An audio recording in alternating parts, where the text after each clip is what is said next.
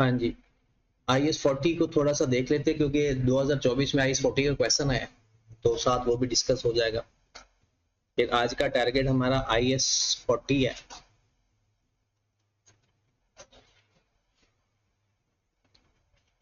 और IS-20 है, और अगर टाइम बच गया IS-36 भी है। पहले ये दो स्टैंडर्ड रिवाइज करके हमने क्वेश्चन करने, और क्वेश्चन का जो टारगेट हमारा आज का है वो स्प्रिंग 2024 2023 के क्वेश्चन और 2022 के, ये तो करने ही करने हैं इंशाल्लाह। और साथ ये प्रोविजनल है टाइम को देखकर। तो पास पेपर के साथ साथ आपने आई कैप की बुक भी पढ़नी। आई कैप की बुक के बेसिक क्वेश्चन करने, बेसिक आपने जो कल आई कैप की बुक से रिवाइज कर लेना है और उसके बेसिक एग्जांपल्स कर लेनी है, वो ये दो स्टैंडर्ड, इसके एमसीक्यूज भी और ये सारा, मतलब रिवीजन के तौर पर आपने इनको रखना है। ठीक है, तो स्टार्ट करते हैं।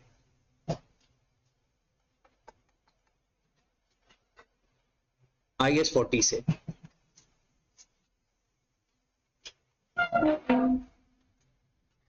Investment property.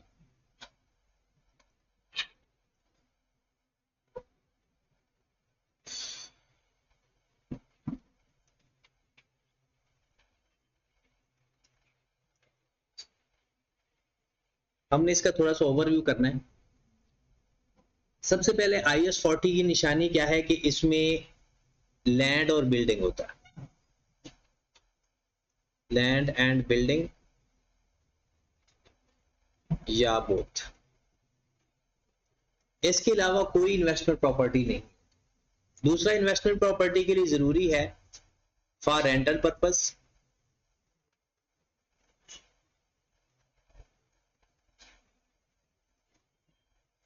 And capital appreciation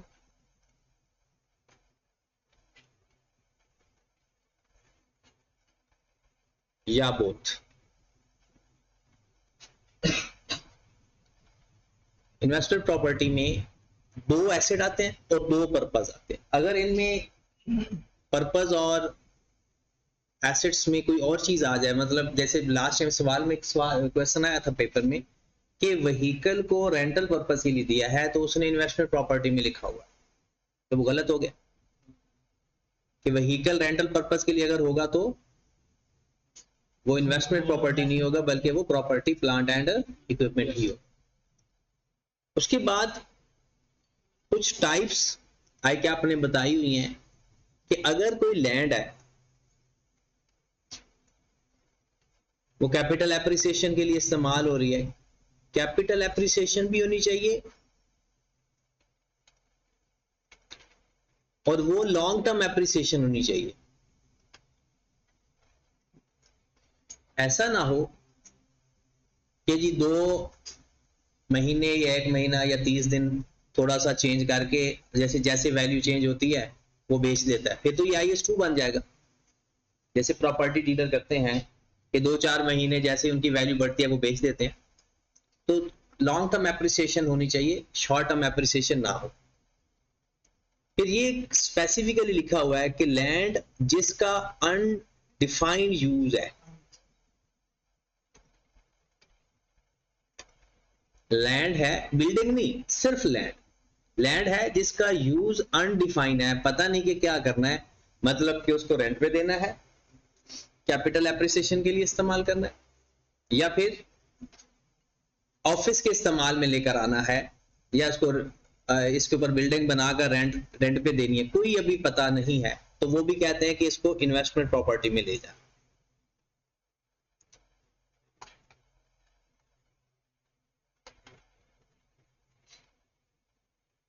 कोई भी बिल्डिंग हो जिसको आपने लीज पे दिया हुआ है, लीज आप शायद किसी और चीज को समझते हैं, लीज बेसिकली होता है रेंटल पे देना, और ऑपरेटिंग लीज होनी चाहिए। ऑपरेटिंग लीज का पता है? I2B में थोड़ा सा इसका इंट्रोडक्शन आपने पढ़ा हुआ है। जैसे अगर आपने कोई बिल्डिंग है, दो तरह की लीज होती है, एक होती है फाइनेंस लीज, एक होती है ऑपरेटिंग लीज। हम ये समझते हैं ना कि एक बिल्डिंग किसी को दे देना लीज पे, या अगर आप घर लेते हो किस्तों पे, तो आप कहते हो जब मेरी किस्तें पूरी हो जाएंगी वो घर मेरा हो जाएगा, ऐसा है ना? वो ऑपरेटिंग लीज नहीं होती, वो फाइनेंस लीज होती। वो कौन सी लीज है? Finance lease.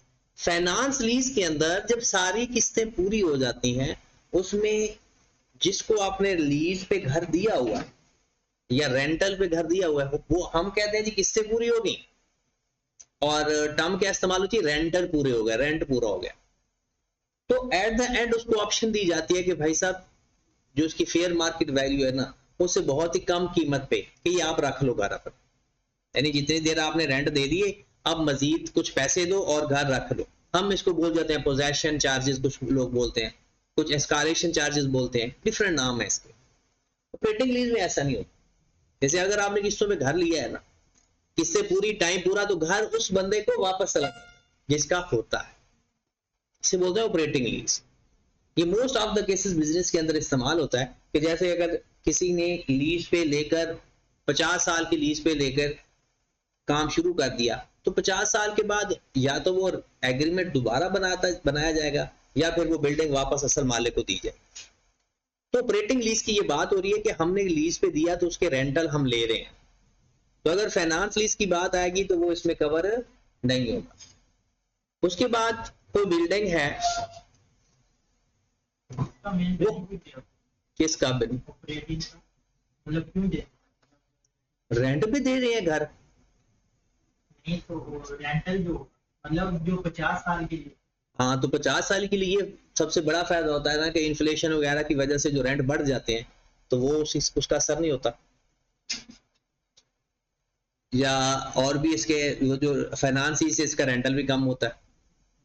दूसरा ये होता है कि आपको जब एग्रीमेंट हो जाता है ना 50 साल का, तो आपको वो बंदा जमीन खाली नहीं करवा सकता। ऐसा हो ना कि मोस्टली ऐसे स्कूलों में होता है कि स्कूल वाले क्या करते हैं कि सेकंड टाइम ना एकेडमी के लिए लोगों को जगह दे देते हैं। अगर एकेडमी चल जाए तो वो एकेडमी वालों कहते हैं भाई फारिग हो जाओ अपनी किसी और तक, जाके वो जगह का नाम बन जाता है, एकेडमी बन जाती है। तो अगर एग्रीमेंट होगा तो वो फिर कुछ नहीं कह सकते। उसके बाद अगर जमीन खाली पड़ी है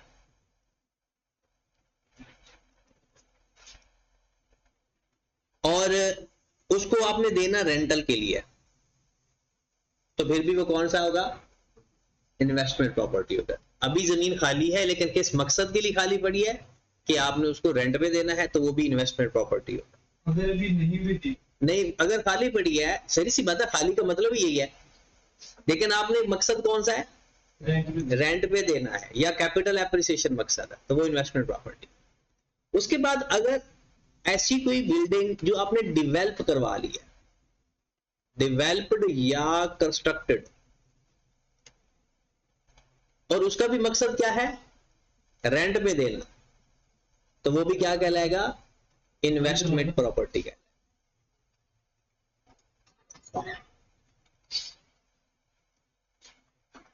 वो भी क्या कहलाएगा? Investment property. तो ये आई कैप कभी कभी अपनी किताब से ना एमसीक्यूज बनाता है, तो ये उनकी बुक में लिखा हुआ। फिर अगली बात इसमें आ जाती है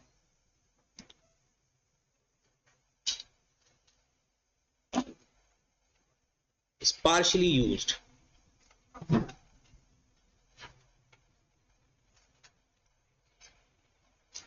पार्शियल यूज का मतलब क्या होता है कि आप सारी बिल्डिंग रेंट के लिए नहीं इस्तेमाल कर रहे, और ना ही ऑनर अपने लिए इस्तेमाल कर रहा, ऑन यूज के लिए इस्तेमाल हो रहा है। तो हम देखते हैं कि सबसे पहला केस देखते हैं कि क्या आपकी जो बिल्डिंग है वो सेपरेटली डिस्पोज हो सकती है।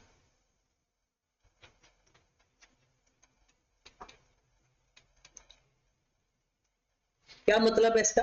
जैसे अगर आपका फ्लैट्स है और अगर हर फ्लैट अलग अलग सेल हो सकता है तो फिर जो फ्लैट सेल अगर सारे अलग अलग हो सकते हैं तो फिर जो आपने रेंट पे दिया हुआ है वो इन्वेस्टमेंट प्रॉपर्टी है, और जो आपने पर्सनल यूज के लिए है या किसी और मकसद के लिए है तो वो फिर पीपीई है।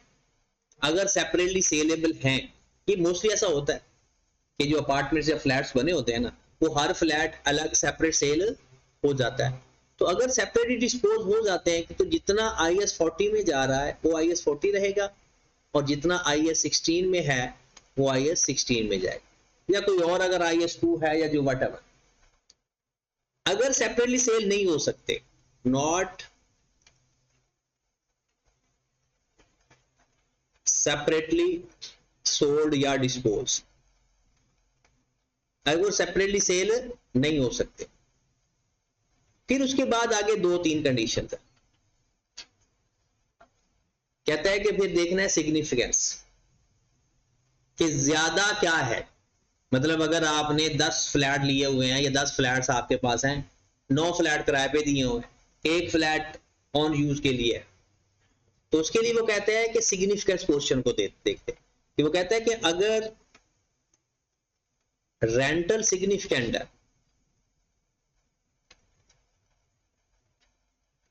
तो फिर आप IS 40 में चले जाओ, ऑन यूज तो आप IS 40 में चले जाओ, IS 16 में। और अगर दोनों ही सिग्निफिकेंट है, इफ बोथ आर सिग्निफिकेंट,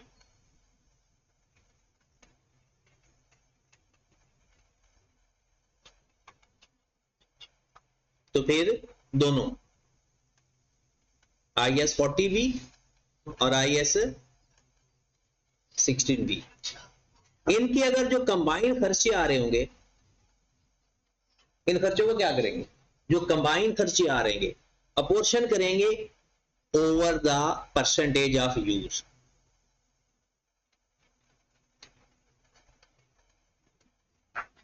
इनकी अपोर्शनमेंट हो जाएगी। ठीक होगी बात? दोबारा सुने कि अगर कोई बिल्डिंग पार्शली इस्तेमाल हो रही है तो आपने 3-4 चीजें देखी।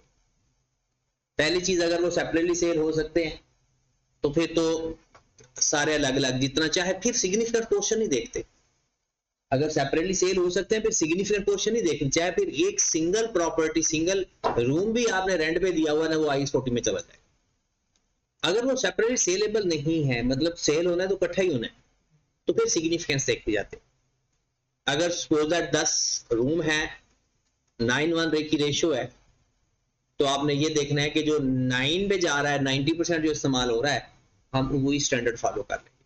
अच्छा, इसके अगर जो कंबाइंड खर्चे होंगे इसमें, मतलब थोड़ा सा तो आपने पोर्शन रेंट पे दिया हुआ है या थोड़ा सा पोर्शन आपने ओनर ऑक्युपाइड प्रॉपर्टी है, तो फिर सारे एक ही स्टैंडर्ड को खर्चे चार्ज हो जाएंगे। लेकिन इस केस में अपोर्शनमेंट होगी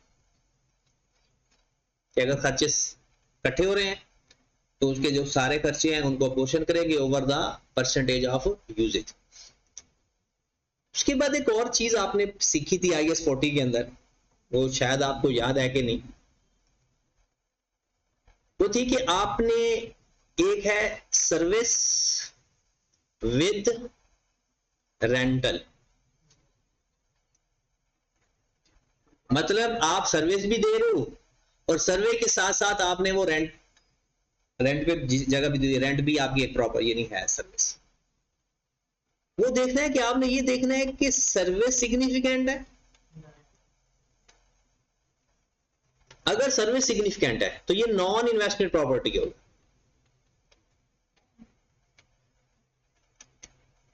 इसमें हमने एग्जांपल क्या दी थी, होटल्स की, और ये बुक के अंदर भी ये एग्जांपल लिखी हुई है कि होटल वालों का मेन कब काम, वो जो कमरे रेंट पे देना नहीं है, वो तो उनकी कोई और सर्विसेज है, फंक्शन अरेंज करवाना या खाना सर्विस पे के तौर पर देना, या जो लोग आते हैं उनको 2-4 दिनों के लिए रेंट पे वो दे रहे होते हैं, वहां रेंट पे देने के लिए ऑप्शन होती है। लेकिन वो ऐसा कभी नहीं होगा कि 10 साल के लिए एक ही बंदा रेंट पे रह रहा है या 15 साल के लिए एक ही बंदा रेंट पे रह रहा है। उनका मेन काम रेंटल नहीं है, बल्कि उनका मेन काम अदर सर्विसेज। सपोज दैट अगर आप किसी जगह बाहर जाते हो तो उनका वहां पर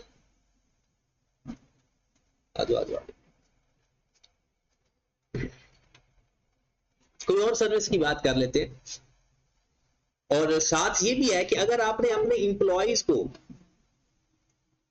रहने के लिए घर दिए हुए, मतलब बिल्डिंग कंपनी की है, वहां आपके इंप्लॉइज रह रहे हैं और रेंट भी दे रहे हैं, या फ्री रह रहे हैं या रेंट पे दे रहे हैं या आधा रेंट दे रहे हैं, किसी भी केस में ये इन्वेस्टमेंट यानी इन्वेस्टमेंट प्रॉपर्टी नहीं होगा। ये बंद कर कटा नीचे करते, ऐसे ध्यान बनता रहे।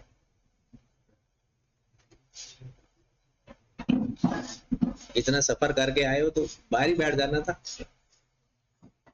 चले,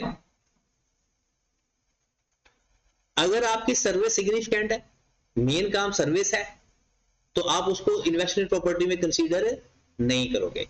अगर सर्विस इनसिग्निफिकेंट है,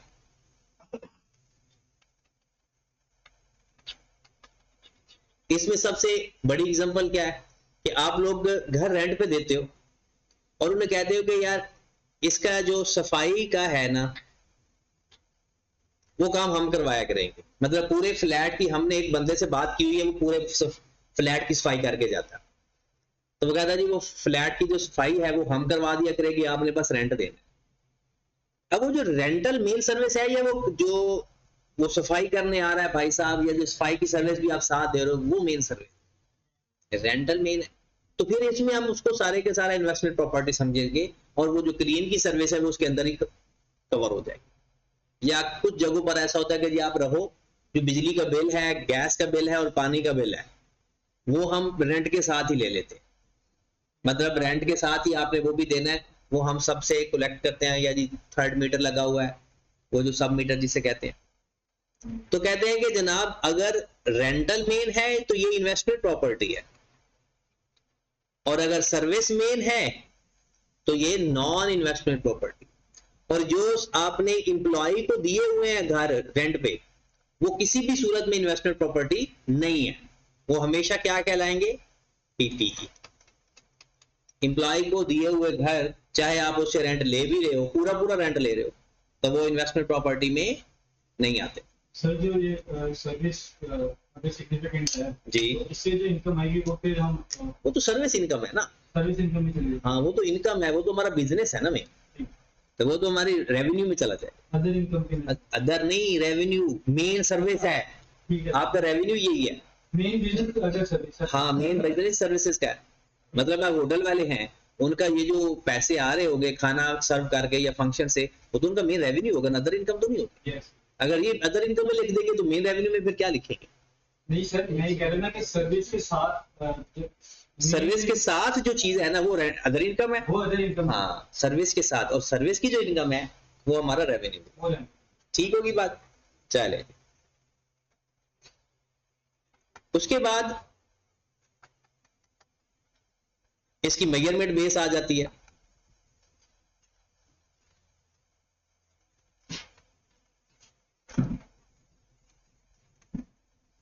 इनिशियल किस पे मेजर किया जाता है? कॉस्ट पे, प्लस डायरेक्टली एट्रीब्यूटेबल एक्सपेंसेस। इसमें सबसे ज्यादा कौन से आते हैं? अच्छा, इसमें जो सालाना प्रॉपर्टी टैक्स देते हैं ना, वो याद रखिए अदर एक्सपेंस होता है। लेकिन जो ट्रांसफर का टैक्स है ना, जब आप प्रॉपर्टी खरीदते हो उस वक्त भी एक प्रॉपर्टी टैक्स दिया जाता है, रजिस्ट्रेशन का, वो सारे कॉस्ट के अंदर ऐड हो जाए। मतलब जो नॉर्मल प्रॉपर्टी टैक्स वगैरह हैं, वो प्रॉपर्टी टैक्स सारे जो सालाना पे करते हैं वो अदर एक्सपेंस है हमारे। लेकिन जो ट्रांसफर करते वक्त एक्सपेंसेस आएंगे, उस वक्त जितने भी टैक्स होते हैं वो कॉस्ट में ऐड हो जाएंगे। दूसरा होता है सब्सिक्वेंट मेजरमेंट।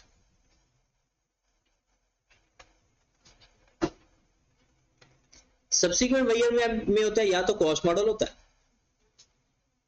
या फेयर वैल्यू मॉडल।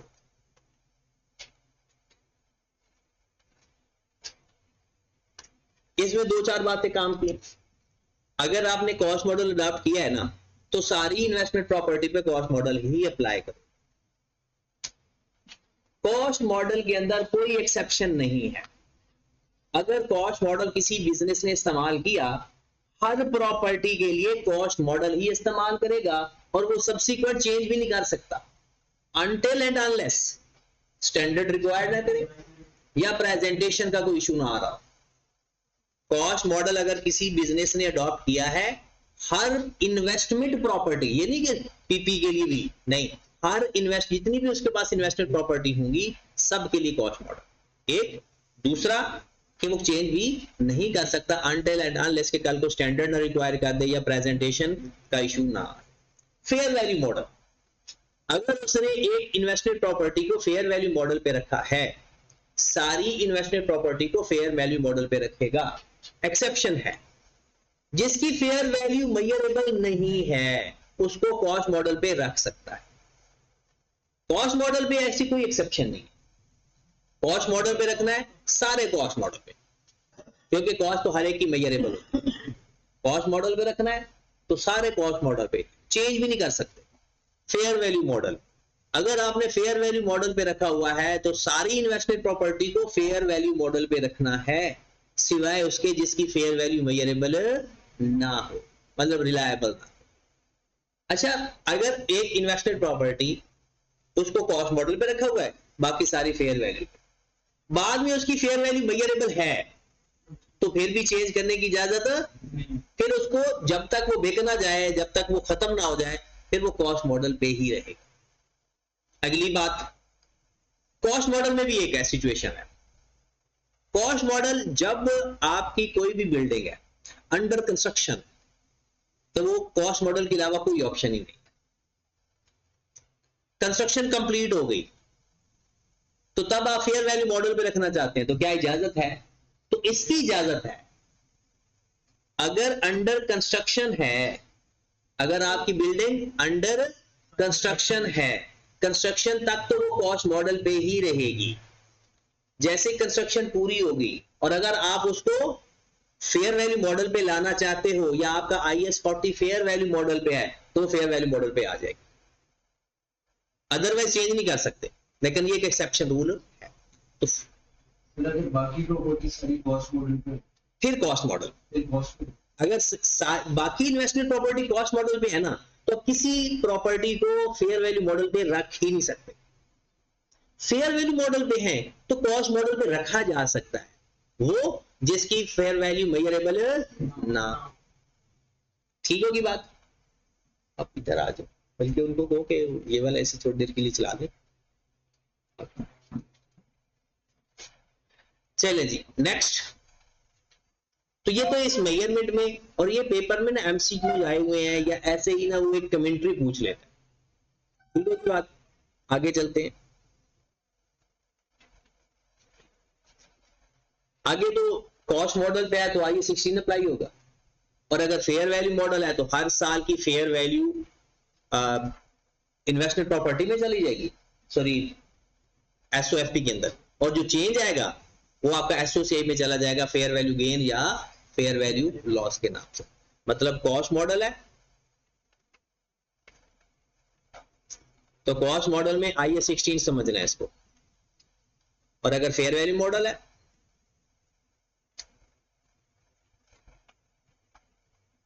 मतलब इसमें IS 16 में कॉस्ट माइनस एक्यूमुलेटेड डेप्रिसिएशन की SOFP और depreciation for the year SPL, और यहां पर क्या होगा, fair value as it is SOFP में। Fair value SOFP fair value के नाम से नहीं, इन्वेस्टमेंट प्रॉपर्टी के नाम से जो उसकी फेयर वैल्यू होगी वो, और जो आपके पास उसका चेंज होगा, चेंज इन फेयर वैल्यू,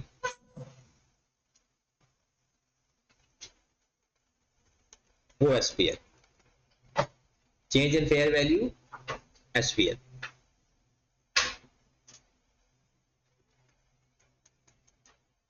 उसके बाद आ जाता है जनाब change in use. Last time paper में ये भी आया, चेंज इन यूज। मतलब क्या होता है चेंज इन यूज का, कि पहले आप IS 40 में हो, IS 16 में आ गए, या 16 से IS 40 में आ गए, या IS 2 से IS 40 में आ गए। और इसमें एक बात का ख्याल रखना है कि अगर आपका IS40 कॉस्ट मॉडल पे है, अगर IS40 कॉस्ट मॉडल पे है तो कोई चेंज नहीं आएगा सिवाय इसके कि मेन हेडिंग के, यानी जिस वैल्यू में कोई चेंज नहीं। मतलब पहले PPE था, अब वही वैल्यू आएगी, सारा कुछ वैसे आएगा, डेप्रिसिएशन वैसे होगी, लाइफ वैसे रहेगी, सिर्फ नाम चेंज हो जाएगा। पहले IS40 था, सॉरी 16 था तो 40 हो जाएगा, 40 है तो मतलब पहले प्रॉपर्टी प्लांट एंड इक्विपमेंट था तो अब PPE हो जाएगा, और पहले अगर PPE है तो अब इन्वेस्टमेंट प्रॉपर्टी हो जाएगा, वैल्यू में कोई चेंज नहीं आए। बट अगर IS40 फेयर वैल्यू मॉडल पे, फिर वैल्यू भी चेंज होती है। जब भी आप एक स्टैंडर्ड से दूसरे स्टैंडर्ड पे जाओगे, पहले उसको फेयर वैल्यू पे लाओगे, उसको फेयर वैल्यू का जो डिफरेंस होगा वो जिस स्टैंडर्ड में वो पहले था उसी स्टैंडर्ड में उसका गेन या लॉस रिकॉर्ड हो। मिसाल के तौर पे आप IS16 में हो पहले, और IS16 का चाहे कॉस्ट मॉडल है चाहे रिवैल्यूएशन मॉडल है, 400 का बुक वैल्यू पड़ी हुई है आपके पास और उसकी फेयर वैल्यू 100 की है। ये एसेट आपने उठा के लेकर जाना है IS40 में। सबसे पहले आपने IS16 की एंट्रीज पास करनी है। पहले उसकी अगर डेप्रिसिएशन की एंट्री है तो वो पास कर लेना, फिर उसकी रीवैल्यू की अगर कोई एंट्री है तो वो पास कर लेना। आपको पता है रीवैल्यू की क्या एंट्री होती है? पहले अक्यूमुलेटेड डेप्रिसिएशन टू PPE और फिर PPE डेबिट रीवैल्यूएशन सरप्लस, ये 500 करना तो ये 100 का आ जाएगा। मतलब बिल्कुल वैसे ही जैसे रिवैल्यूएशन मॉडल की एंट्री पास होती है, चाहे कॉस्ट मॉडल पे हो चाहे रिवैल्यूएशन मॉडल पे। फिर उसके बाद हम एंट्री पास करेंगे investment property debit PPE credit, किस वैल्यू से? 500 से। ठीक होगी बात?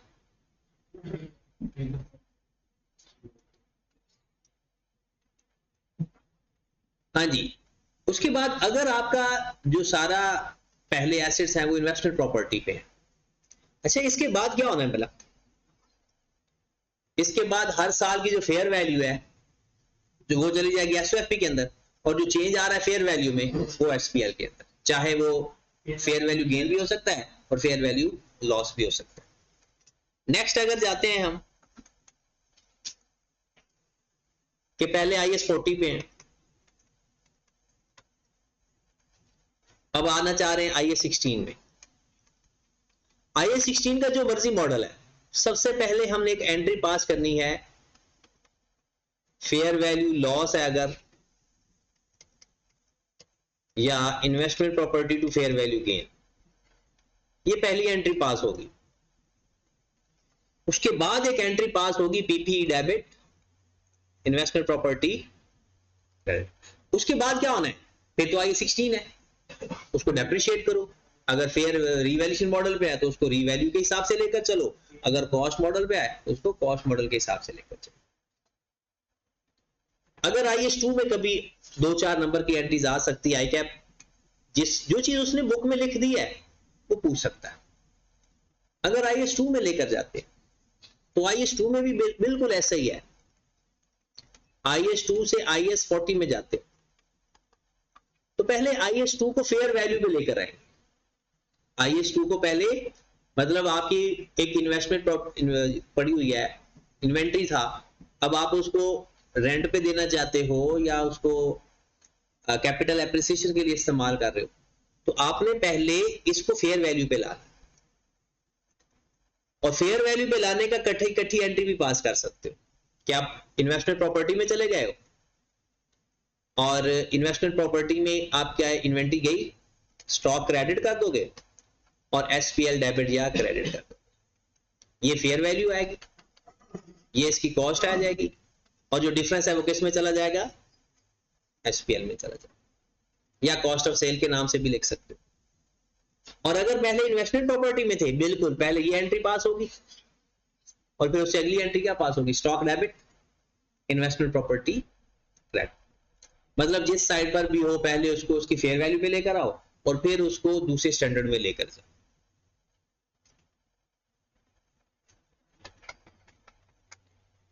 इसकी लास्ट चीज आती है डिस्क्लोजर।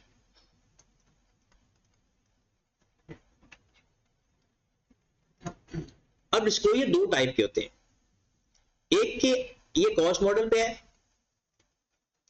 क्या ये फेयर वैल्यू मॉडल पे है। अगर ये कॉस्ट मॉडल पे है तो कुछ डिस्क्लोजर है जो दोनों के कंबाइन है, चाहे वो कॉस्ट मॉडल हो चाहे वो फेयर वैल्यू मॉडल हो। वो कौन से कंबाइन है? Number 1 measurement base. Measurement base में क्या बताएंगे हमारे मेजरमेंट बेस में क्या बताया जाता है जी, कि आपका जो प्रॉपर्टी है फेयर वैल्यू मॉडल पे है या कॉस्ट मॉडल पे है। किसी भी चीज का मेजरमेंट बताया जाए तो उसकी बेसिकली बेस बताई जाती है कि आप लोगों ने अपने एसेट्स को, जैसे IAS 16 में मेजरमेंट बेस क्या होगा, कॉस्ट मॉडल या रिवैल्यूएशन मॉडल। इन्वेंट्री में मेजरमेंट बेस होता था lower of cost and NRV, और IAS 40 का मेजरमेंट बेस क्या होगा, कॉस्ट मॉडल है या फेयर वैल्यू मॉडल। फिर अगर ये कॉस्ट मॉडल है या फेयर वैल्यू मॉडल है, फिर इसका दूसरा जो चीज बताई जाती है कि आपने कौन सी अजम्पशन या मेथड इस्तेमाल करते हो फेयर वैल्यू को मेजर करने के लिए, क्योंकि फेयर वैल्यू बतानी है ना, तो कौन से मेथड या अजम्पशन इस्तेमाल करते हो फेयर वैल्यू को बताने के लिए। दूसरा इसमें आपने जो मेन चीज लिखनी है वो लिखनी है रेंटल इनकम। चाहे फेयर वैल्यू मॉडल पे है चाहे कॉस्ट मॉडल पे, आपने रेंटल इनकम इसकी लाजमी बतानी होती है। फिर तीसरी बात क्या होता है, ऑपरेटिंग एक्सपेंसेस। वो कौन से होते हैं, रेंट को रिसीव करने के लिए जो खर्चे आ रहे हैं। तो ये तीन चीजें आपने, वैसे तो इसके और भी चीजें हैं, कॉन्ट्रेक्चुअल कमिटमेंट आपने बतानी होती है, वो सारी चीजें अगर होंगे तो लिखेंगे वरना नहीं। तीन बातें आपने लाजमी लिखनी है, मेजरमेंट बेस, रेंटल इनकम, और अगर उससे कोई ऑपरेटिंग एक्सपेंस उस पर आ रहे हैं तो वो। फिर आगे जाते हैं कॉस्ट मॉडल के लिए क्या क्या अलग है और फेयर वैल्यू मॉडल के लिए क्या क्या अलग। इसमें कॉस्ट मॉडल में आपने एक चीज बतानी होती है, number 1 method of depreciation, number 2, इसके अलावा इन तीनों के अलावा फिर आपने यूजफुल लाइफ या रेट ऑफ डेप्रिसिएशन। तीसरे नंबर पर आपने वो टेबल बनाना होता है, fix asset schedule, brought on, addition, disposal, depreciation for the year, वही सारी चीजें। मतलब वो फिक्स एसेट स्केड्यूल बनाना होता है जिसमें आपका ब्रॉड ऑन आता है, एडिशन, डिस्पोजल, रिक्लासिफिकेशन। इसके अंदर रिवैल्यूएशन वाला कुछ नहीं आता क्योंकि ये कॉस्ट मॉडल है। रिपेयर क्या, इंपेयरमेंट को ना उसमें लिख देते हैं ना, अक्यूमुलेटेड डेप्रिसिएशन वाली साइड पे, उसमें जाकर प्लस कर देंगे और हमारा कैरिड ऑन आ जाएगा। फिर उसके बाद दूसरी साइड पर अक्यूमुलेटेड है, ये कॉस्ट का पोर्शन है, फिर अक्यूमुलेटेड डेप्रिसिएशन का पोर्शन स्टार्ट हो जाएगा, उसमें ब्रॉड ऑन आ जाएगा, डेप्रिसिएशन फॉर द ईयर आ जाएगी। अगर कोई एसेट बेचा है तो उसकी डेप्रिसिएशन आ जाएगी, अगर इंपेयर किया है तो उसका इंपेयरमेंट आ जाएगा। इंपेयरमेंट ऐड होता है डेप्रिसिएशन वाले पोर्शन में, इंपेयरमेंट ऐड होता है क्योंकि ये डेप्रिसिएशन की तरह ही ट्रीट होता है और कैरिड ऑन। इसकी एलिमिनेशन वगैरह नहीं, रिवर्सल होगा तो माइनस। ठीक होगी बात। अगर फेयर वैल्यू मॉडल पे है, और लास्ट में इसका सवाल भी अच्छा खासा आया था पेपर में, अगर फेयर वैल्यू मॉडल पे है, ये तो बहुत आसान है, ब्रॉड ऑन लिखोगे, फेयर वैल्यू गेन या लॉस लिखोगे, रिक्लासिफिकेशन। रिक्लासिफिकेशन क्या होता है, transfer from one standard to other standard. और अगर कोई डिस्पोजल है तो वो लिख दोगे और कैरिड ऑन लिख दोगे, खत्म। यानी फेयर वैल्यू मॉडल पे और कुछ नहीं आता, डेप्रिसिएशन इसमें होती नहीं, फेयर वैल्यू मॉडल में डेप्रिसिएशन चार्ज ही नहीं। ठीक होगी बात। अच्छा अब ना हम एक 2024 का पेपर कर लें पहले, ताकि न्यूमेरिकल थ्योरेटिकल को ना साथ साथ लेकर चलते हैं। पहले 2024 के ना IAS 16 के नहीं सारे सवाल करते हैं, और उसमें जो कॉन्सेप्ट साथ बिल्ड होंगे वो भी मैं करवाऊंगा। फिर अगले पेपर से पहले हम इसको देख लेंगे कि IAS 20 की भी वर्किंग कर लेंगे। ठीक है, चलें जी, आए जरा अपना 2024 का पेपर निकालें। 2024 का पेपर निकालें अपना, और पहले मैं आपको नॉन करंट एसेट्स के मार्क्स गिनवा दूं कि भाई साहब नॉन करंट एसेट्स के पेपर में क्या वेटेज है, मतलब इन पांचों स्टैंडर्ड से कमोबेश कितने नंबर का पेपर आता है।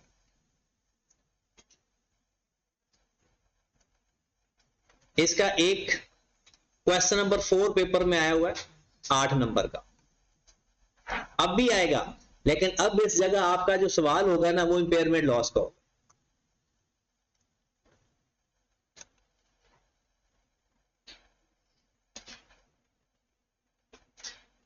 मतलब जो आपको यहां पर 8 नंबर का IAS 16 की ये कमेंट्री उसने पूछी हुई है, लेकिन अब जो पेपर में सवाल आएगा वो कौन सा होगा, इंपेयरमेंट लॉस का। कोई और भी हो सकता है, एक अंदाजा है। 8 नंबर यहां पर चौथा सवाल आ गया, फिर इसका 8 नंबर का सवाल बोरिंग कॉस्ट से आ गया। ठीक होगी बात, 16 मार्क्स हो गए इसके। फिर ये IAS 36 में से एक नंबर,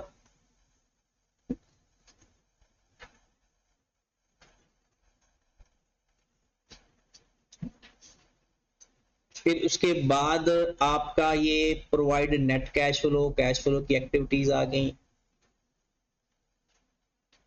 कंसेप्चुअल फ्रेमवर्क, इंपेयरमेंट का 1 नंबर का सवाल और आ गया,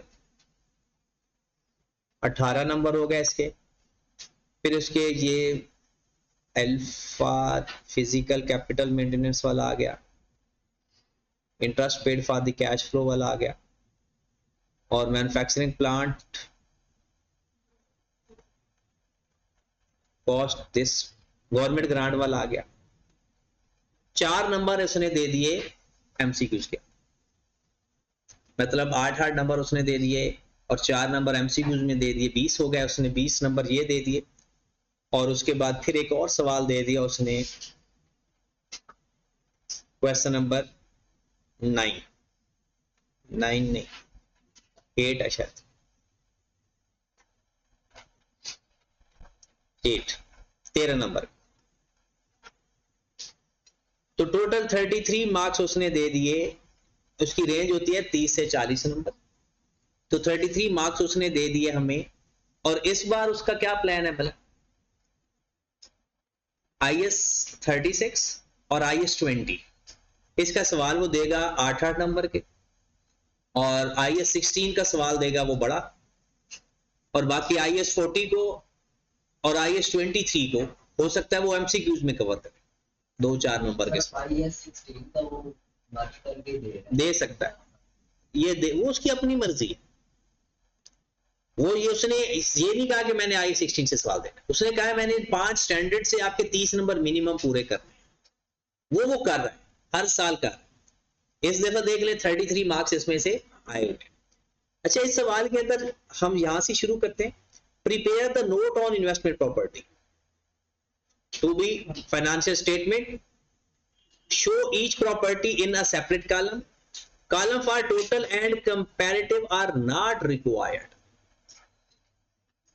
उसके बाद वो कहता है कि अज्यूमिंग 2 नंबर का उसने बता दिया, assuming that SL follow cost model for investment property. कहता है अगर वो SL फॉलो करता cost model for investment property, prepare journal entry for record the transfer of investment property. ये इंतहाई अच्छा सवाल था। ये कौन सा सवाल है भला, कि अभी जो हमने बात की थी कि अगर इन्वेस्टमेंट प्रॉपर्टी कॉस्ट मॉडल पे हुआ तो कोई सारी एंट्रीज पास नहीं करनी, सिर्फ जिस वैल्यू पे वो पड़ा हुआ है ना उसी वैल्यू से हमने सिर्फ नाम चेंज कर देना। ये उसने 2 नंबर का सवाल पूछ लिया। सिंपल करना क्या था कि जो वैल्यू इन्वेस्टमेंट प्रॉपर्टी में पड़ी है सपोज, और लेकर जाना है पीपी में, तो एंट्री हो जाएगी पीपी टू इन्वेस्टमेंट प्रॉपर्टी, और जो अमाउंट है एज इट इज वही। और अगर पीपी से इन्वेस्टमेंट प्रॉपर्टी में जाना है तो पीपी टू इन्वेस्टमेंट प्रॉपर्टी। जिस स्टैंडर्ड में भी जाओगे वैल्यू चेंज वो फेयर वैल्यू पे नहीं लाना पड़ेगा। 2 नंबर की तो ये एंट्री उसने पूछ ली, और बाकी उसने नोट्स पूछ लिए इन्वेस्टमेंट प्रॉपर्टी के। अब यहां पर आपको पता है कि नॉन करंट एसेट का जो बड़ा सवाल है हल करने का क्या तरीका है, रिक्वायरमेंट पढ़ो, फिर एडिशनल इंफॉर्मेशन पढ़ो, फिर सवाल हल करो। कहता है fair value model is used for subsequent measurement. Fair value model हो गया। Cost model is used for subsequent measurement for all property plant and equipment. कहता है अगर कोई पीपीई है तो उसके लिए कॉस्ट मॉडल इस्तेमाल होगा। और हमने नोट्स कौन से लिखने हैं? इन्वेस्टमेंट प्रॉपर्टी के, पीपीई के नहीं है, हमने सिर्फ इन्वेस्टमेंट प्रॉपर्टी पे जाना है। आगे, depreciation is charge using the reducing balance method at a rate of 10%। rental revenue received during the year 2023 and accrued are 45 and 6। ये दोनों लिखने हैं। जितना रेंट रिसीव हो गया वो भी लिखना है, जितना रेंट अक्रू है वो भी लिखना है। ये तो आपका एक सीधा सीधा disclosure. Repair and maintenance expense related to investment property amounted rupees this, ये भी आ गया। All fair values are determined by Alpha Brothers and independent firm of the valuer. लो मेरे भाई 3 डिस्क्लोजर तो आपके पहले साइड पे हो गए, बल्कि 4 हो गए। पहला डिस्क्लोजर कौन सा? फेयर वैल्यू मॉडल है या कॉस्ट मॉडल है? Fair value model. दूसरा डिस्क्लोजर रेंटल इनकम कितनी है, रेंटल इनकम जितनी एडवांस ली है, जितनी मिल गई है, जितनी एक्रूड है, सारी एक लाइन में लिख देनी है। सिर्फ एज इट इज यही लाइन उठा के लिख दो यार, एज इट इज। बस अंग्रेजी थोड़ी सी चेंज कर लेना, और उसके एक्सपेंस भी लिखने हैं। और अगर फेयर वैल्यू का इंडिपेंडेंट रीवैल्यूअर का नाम लिखा हो तो वो भी लिखना है कि investment properties revalued bye independent valuer, और आगे उसका नाम। ये 4 डिस्क्लोजर तो हमारे हो गए। आगे 11 नंबर का सवाल था, तो इसमें कुछ ना कुछ तो होना चाहिए। कहते हैं जनाब, following information pertain to the properties of SL. SL obtain possession of property A from tenant on 30th April 23। हमारा साल कौन सा है? 31 दिसंबर 23। 31 दिसंबर 23।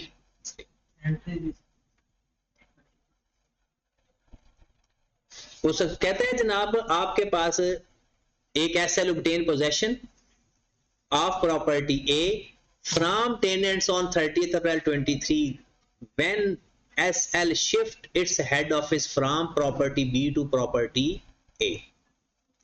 ट्रांसफर होने वाली बात जा रही है। टेनेंट से आपने इन्वेस्टमेंट प्रॉपर्टी खाली करवा के ओनर ऑक्युपाइड प्रॉपर्टी में जा रहे, मतलब एक प्रॉपर्टी 30th अप्रैल को आपने टेनेंट से खाली करवाई और उसको किस मकसद के लिए लेकर जा रहे हो? हेड ऑफिस के लिए। किधर जा रहे हो, किधर से आ रहे हो? 40 से 16 में जा रहे हो। आगे, property B was rented out immediately. लो जनाब, ये 2 केस बन गए। एक इन्वेस्टमेंट प्रॉपर्टी को छोड़ के पीपी में जा रहे हो, और एक पीपी छोड़ के इन्वेस्टमेंट प्रॉपर्टी में जा रहे हो। कहता है property B was rented out immediately on 30th April 23। The fair value of the property A was ₹740 million while the fair value of the property B was determined as equal to its carrying amount। कहता है B की जो carrying amount है वही उसकी fair value है, और A की फेयर वैल्यू उसने बता दी 740 million। आगे, the detail of the properties A and B are as follow। Property A खरीदी कब थी? 2021 में, और दूसरी खरीदी थी 1 जुलाई 2021 में। कॉस्ट उनकी क्या थी? 740, 500, और फेयर वैल्यू उनकी 2023-22 में उसने बता दी। 60% of the cost and fair value of both property refer to the land. अच्छा, लैंड का ताल्लुक कहां, क्यों हम अलग से लिखते हैं?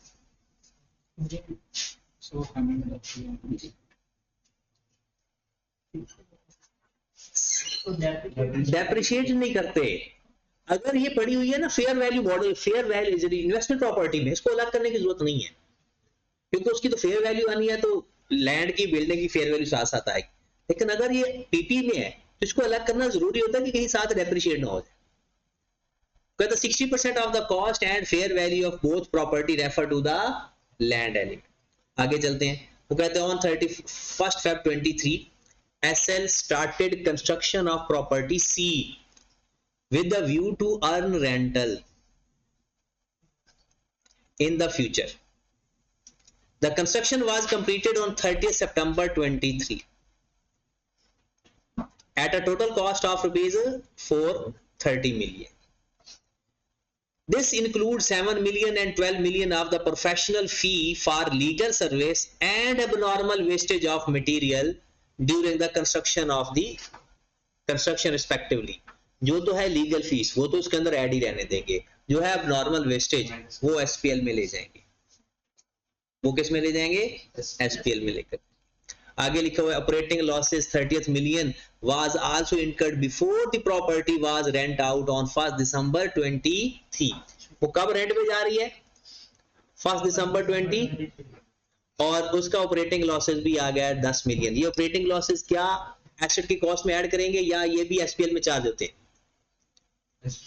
SPL में ऑपरेटिंग लॉसेस सारे के सारे SPL में चार्ज होंगे। आगे fair value of C was determined 380 million and 390 million and 395 million as at 30th September, फिर 1st December और फिर 31st December 23। जिस दफा उसकी पहले फेयर वैल्यू मेजरेबल हो गई वो उसी दिन से इन्वेस्टमेंट प्रॉपर्टी में आ गया, कॉस्ट मॉडल से वो निकल गया। क्योंकि अंडर कंस्ट्रक्शन जो होता है ना वो तब तक कॉस्ट पे रहता है जब तक वो अंडर कंस्ट्रक्शन है। जैसे उसकी कंस्ट्रक्शन पूरी हो जाती है वो वहां से निकल के इसमें चला जाता है फेयर वैल्यू मॉडल, और उसका जो गेन या लॉस है तब का वो किधर जाता है। अगर आपको याद हो के ना याद हो, इसमें बड़ी इंटरेस्टिंग चीजें आना शुरू हो गई हैं। एग्जैक्ट मैं आपको वर्डिंग दिखाता हूं जो मैंने आपको पहले भी हाईलाइट करवाई थी। हमारे मैं तो कहता हूं लाइब्रेरी में जाकर पढ़ लो। नहीं, मैं बैठने पे मुझे कोई एतराज नहीं, इजी होके बैठो। अगर कुछ समझ लग रही है तो ठीक है, अगर नहीं लग रही तो टाइम इंपॉर्टेंट है, ठीक है, इसलिए कहा टाइम इंपॉर्टेंट है। यहां पर देखिएगा जरा, एक ये सारी चीजें हमने ना पढ़ ली हैं, अभी दोबारा से एक एक चीज हमने रिवाइज कर ली है।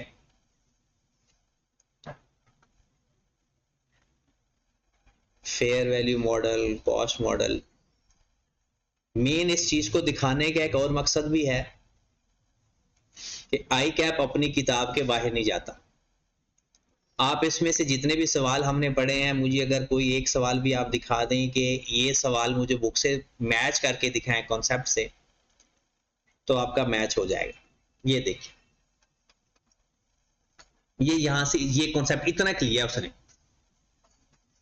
इस दफा क्या लिखता है, when an entity complete the construction or developed of self-constructed investment property that will be carried at fair value, any difference between fair value at that date and its previous carrying amount shall charge to the SPL। मतलब क्या कहने का, यहां पर आओ फिर से, आपकी कितने में इन्वेस्टर प्रॉपर्टी तैयार हुई है? 430, 430 में बना रहा इन्वेस्टर कितने, 7 है 12 है, 12 तो माइनस कर दो ना, कितना रह गया 420, अब 428 18, 418 में से यहां पर देखो fair value of property C determine 380, जिस दिन कंप्लीट हुआ उस दिन, वो डेट कौन सी बनती थी 30 सितंबर, 380 उसकी फेयर वैल्यू थी। जिस दिन 418 वाला एसेट उसकी फेयर वैल्यू क्या थी 380। तो यहां पे जो डिफरेंस आएगा ना इसका, वो फेयर वैल्यू गेन या लॉस नहीं होगा, बल्कि वो SPL को चार्ज होगा। उसकी एंट्री क्या पास होगी, SPL debit, SPL debit, capital work in progress या प्रॉपर्टी सी क्रेडिट, वो SPL में चला गया। अब आपके पास जो प्रॉपर्टी पड़ी हुई है वो कितने की पड़ी हुई है, फिर 31 दिसंबर को, फिर उसके बाद खत्म। फिर देखेंगे हर साल के एंड पे 31 दिसंबर को उसकी प्रॉ कितना रहेगी, उसकी फेयर वैल्यू कितनी होगी, 383, 93, 95। अब जो इसका डिफरेंस है वो किधर जाएगा, फेयर वैल्यू गेन या fair value loss investment property वाला, क्योंकि अब वो इन्वेस्टमेंट प्रॉपर्टी बन गया। तो कहता है जो प्रॉपर्टी सी है वो आप खुद बना रहे हो, 430 मिलियन में वो तैयार हुई, 12 और 7 मिलियन, 7 मिलियन उसमें ऐड रहने दिया, 12 मिलियन निकाल दिया क्योंकि वो एसपीएल में चार्ज होगा। ये सवाल इंतहाई खूबसूरत होता अगर ये एक्सट्रैक्ट का सवाल होता, क्योंकि नोट्स में तो कुछ भी नहीं आता, नोट्स में तो सीधी सीधी बात आती है। एक्सट्रैक्ट के सवाल में आना था ये जो एसपीएल वाली सारी चीजें हैं ये भी आनी थी, फेयर वैल्यू गेन या लॉस वाली चीजें भी सारी आनी थी, उसमें हर एक चीज कवर हो जाती। लेकिन इसने इस दफा चांसेस भी एक्सट्रैक्ट वाले सवाल के हैं, मतलब हमने दो तीन सवाल बड़े अच्छे प्रैक्टिस करने हैं, यानी 2 सवाल मुझे डर रहा है, एक एक्सट्रैक्ट वाला सवाल बहुत अच्छा आएगा और एक IAS 16 मतलब non contested with rectification of error, उसके भी बड़े स्ट्रॉन्ग चांसेस हैं। वो सवाल मैंने सेलेक्ट भी कर लिए हैं, 4 सवाल सेलेक्ट किए हैं, वो मैंने चारों ही करवा रहे हैं, वो इसमें नहीं है, वो मैंने अलग से ही 4 सवाल आपको करवा देने हैं, तो वो इंशाल्लाह उसमें से अगर आया तो कवर हो जाए। चलें जी, सवाल कंप्लीट हो गए हमारे। अब मैं अगर आपको अलग अलग, क्योंकि मैं आपको डायरेक्ट पहले तो अगर मैंने सोल्यूशन करना होता ना तो ये काम ना करता सारा, लेकिन आपको समझाने के लिए एंट्रीज वगैरह भी मैं पास कर रहा हूं। सबसे पहले तो आए कि एक हमारी प्रॉपर्टी ए है, वो किस में जा रही है, वो कहता है SL obtain possession of property A from tenant on 30th April 23। किधर जा रहे हैं और किधर से आ रहे हैं, 40 पहले था, अब 16 में आ रहे। तो पहली एंट्री भला कौन सी पास होनी है, पहली 30th अप्रैल को हम देखेंगे उसकी फेयर वैल्यू क्या है, 40 की एंट्री पास करेंगे ना पहले, तो 40 की एंट्री पास करने के लिए 30th अप्रैल वाले दिन उसकी फेयर वैल्यू क्या थी। वो कहता है 30th अप्रैल को the fair value of property A is 7 और दिसंबर 22 को ही उसकी फेयर वैल्यू क्या थी। ये देखना है ना, ब्रॉडऑन देखेंगे, ब्रॉडऑन किस पे पड़ा हुआ है और फिर अपना काम शुरू कर देंगे। दिसंबर 2022 में प्रॉपर्टी ए की क्या वैल्यू थी, 720 मिलियन। 720 मिलियन वाला एसेट हम जिस दिन ट्रांसफर कर रहे हैं उस दिन उसकी क्या वैल्यू है, 740। लो जनाब, पहली एंट्री 30th अप्रैल 2023, क्या एंट्री पास करूंगा, investment property debit, fair value gain credit, कितनी अमाउंट से भला, 20। वो 720 वाला था ना एसेट, 740 का ट्रांसफर हो रहा है। पेपर में तो इसकी कोई जरूरत नहीं थी, मैं सिर्फ इसलिए कि अगर जनरल एंट्री की प्रैक्टिस हो जाए। फिर सेम डेट को PPE debit, investment property credit, कितनी अमाउंट से भला, 740 से।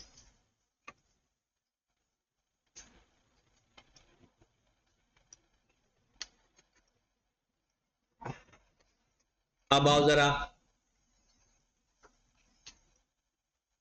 31 दिसंबर 23 को, 31 दिसंबर 23 को क्या करना है जरा, डेप्रिशिएट करना है, कितने महीनों के लिए, 8 महीनों के लिए। 30 अप्रैल है ना, किस वैल्यू को 8 महीनों के लिए डेप्रिशिएट करना है, 740 मल्टीप्लाइड बाय रेट क्या है डेप्रिसिएशन का, पीपीई का 10% है, multiplied by 10% multiplied by 10 by 8 by 12, 49.3। तो एंट्री पास होगी डेप्रिसिएशन टू अक्यूमुलेटेड डेप्रिसिएशन 49. अच्छा, इसकी पेपर में कोई जरूरत नहीं थी, मैं तो ये सिर्फ इसलिए करवा रहा हूं कि अगर इनके ट्रांसफर का केस आ जाए तो हमने एंट्रीज कैसे पास करेंगे। ये था मेरे भाई 42-16, 60% लैंड। अच्छा 60% लैंड भी है, माजरत, इसको ना लैंड को अलग कर लें। 740 का 40% मल्टीप्लाइड बाय 10% मल्टीप्लाइड बाय 8/12। हाँ लैंड वाला एलिमेंट भी है इसके अंदर। 19.7 19.7 7 19.70 7 ही लिख लो 19.7। अभी सिर्फ ये एंट्रीज याद करवा रहा हूं, पेपर में अगर ये सवाल आता नोट्स वाला तो ऐसे ना करते, वो डायरेक्ट ही हो जाना था, तो जरूरत ही नहीं है। अब बी प्रॉपर्टी बी पे आओ, प्रॉपर्टी बी पे। वो प्रॉपर्टी बी पहले 16 में थी, अब 40 में आ गई। उसकी वैल्यू देखो, कहां से स्टार्ट करना है, इसको तो शुरू से स्टार्ट करना पड़ेगा ना। प्रॉपर्टी बी खरीदा कब था? 1 जुलाई 21 को और 500 का, क्योंकि ये रिवर्शन मॉडल पे नहीं था, ये किस पे था?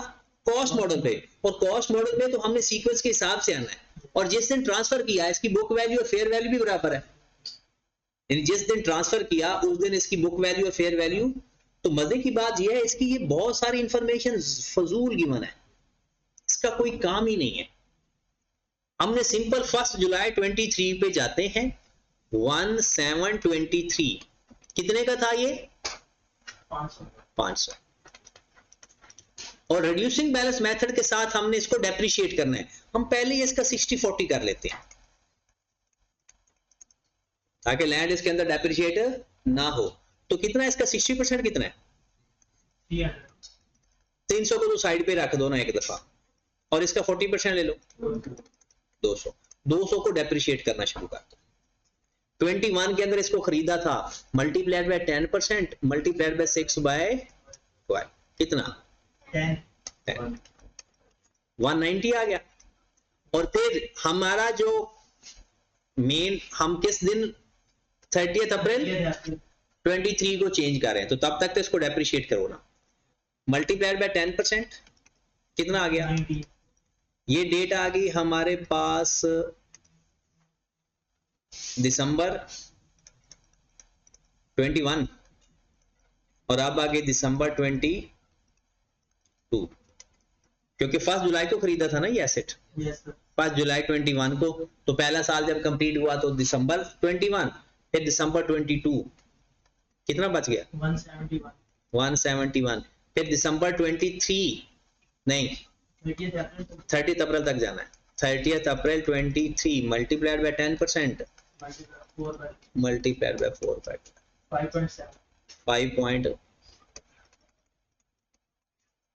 करो जरा 165 और यही इसकी फेयर वैल्यू है, यही इसकी फेयर वैल्यू, जो बुक वैल्यू है वही उसकी फेयर वैल्यू है। लेकिन हम खड़े कहां पर हैं? हम इस टाइम खड़े हैं 30 अप्रैल को, और हमने एंट्री पास करनी है अप्रैल के महीने की। अगर एंट्री पूछता तो सबसे पहली एंट्री पास होती है 30 अप्रैल की। भला कौन सी पता है? Depreciation to accumulated depreciation 5.7। ये तकरीबन R1 का पेपर किसी का भी ना फेल हो अगर उन्हें सही पता हो, आता सबको होता है, लेकिन प्रेजेंट करना नहीं आ रहा होता। अगर वो 2022-23 की एंट्रीज पूछता तो हम पहले एंट्री ये पास करते, फिर इसको फेयर वैल्यू पे लेकर रीवैल्यू करके लेकर जाना है उधर। रीवैल्यू करने के लिए पहली एंट्री क्या पास होती है? रीवैल्यू करने के लिए elimination, accumulated depreciation to PPE. कितनी वैल्यू है? 10, 19, 5.7। सबको प्लस कर दें, 29, 34.7।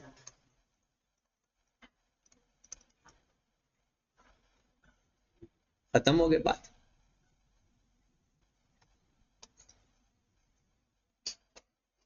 ठीक होगी बात? 34.7। अब नेक्स्ट, अब इसको हमने करना है रीवैल्यू। रीवैल्यू 165.3 वाला एसेट की फेयर वैल्यू भी 165.3 है। नो गेन नो लॉस, बात ही खत्म। लेकिन हमने लेकर तो जाना है इसको। अब अगली एंट्री पास होगी investment property debit, PPE credit किस वैल्यू से 165.3 165.3। अब जरा इंटरेस्टिंग बात आ गई, अब ये बन गया इन्वेस्टमेंट प्रॉपर्टी, और इन्वेस्टमेंट प्रॉपर्टी के लिए हम इसकी देखेंगे सालगैंड की फेयर वैल्यू। कितनी है प्रॉपर्टी बी की फेयर वैल्यू 480। 165 वाला जितने का भी हो गया हम उसकी एंट्री पास कर देंगे investment property debit fair value gain और जो भी आए। बात क्लियर? प्रॉपर्टी सी, ये जो कुछ हम कर रहे हैं ना, याद रखें ये पेपर, ये सवाल के सॉल्यूशन का हिस्सा नहीं है, ये तो वैसी एंट्री सिखा रहा हूं कि चले कभी काम आ जाती हैं, और एंट्रीज अगर बंदे को आती है तो अकाउंटिंग में कोई मसला नहीं होता। अब अगली बात क्या आ जाती है, प्रॉपर्टी सी की। प्रॉपर्टी सी के बारे में हम बात कर चुके हैं, अब हम डायरेक्ट इसका सवाल करते हैं जो उसने पूछा हुआ। अच्छा, इसमें ना इसका दूसरा पार्ट हो गया हल। दूसरे पार्ट में उसने कहा था कि उसकी जनरल एंट्री पास करे, लेकिन उसने ये पूछा था कि अगर कॉस्ट मॉडल पे हो, तो कॉस्ट मॉडल पे तो simple investment property debit property plant and equipment credit 165.3 से। अब आ जाए जनाब उसके नोट्स पे। अब मैं आपको प्रॉपर जो आई कैप ने हल करना है, ये जो आई कैप का सॉल्यूशन करना है आपने, वो एसएल का नाम लिखना है, पूरा लिखना है, और फिर लिखना है notes on investment property.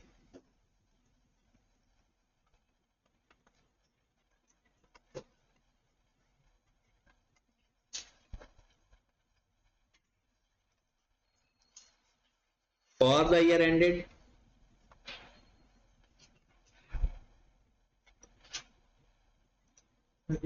31 December 23। Solution आपका 11 नंबर का ये था, और 11 नंबर के सोल्यूशन में मुझे लगता है 11 मिनट भी नहीं लगने थे। हाँ जी, क्योंकि उसकी वो है तो नहीं, दूसरा तो है ही नहीं, कंपैरेटिव फिगर तो है नहीं। तो सबसे पहले हमने क्या करना है, सबसे पहला हम लिख लेते हैं नंबर 1 मेजरमेंट बेस। आप ये बाद में भी लिख सकते हो, टेबल के पहले भी लिख सकते हो। क्या है measurement base? Fair value model. Paper में शोखी मारने की जरूरत नहीं है कि जी आईएसएशन कॉस्ट मॉडल है, नहीं, उसने पूछा ही जब इन्वेस्टमेंट प्रॉपर्टी, तो हमने सिर्फ इन्वेस्टमेंट प्रॉपर्टी बताना है, इसके अलावा कुछ नहीं। नंबर 2